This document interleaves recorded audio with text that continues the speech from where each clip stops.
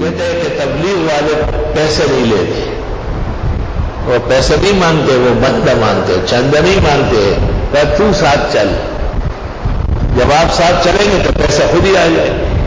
وہ بڑے ہوشیار ہے، انہوں نے ایسا نظام بنایا کہ آپ کو کہیں گے کہ آپ ہمارے ساتھ 3 دن کے لیے جائیں.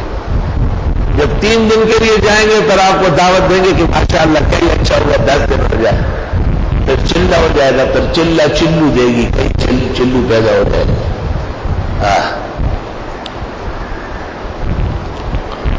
تو جو لوگ علماء ہیں وہ وقتاً فوقتاً تبلیغ کی سرپرستی کے لیے تبلیغ جماعتوں میں جایا کریں، ان کے فضولیات، ہفوات، لایانیات ان کو روکیں، ان کو صحیح حدیث سے تعلیم کریں، انہیں غلط سلط باتوں سے، جھوٹی کہانیوں سے منع کریں.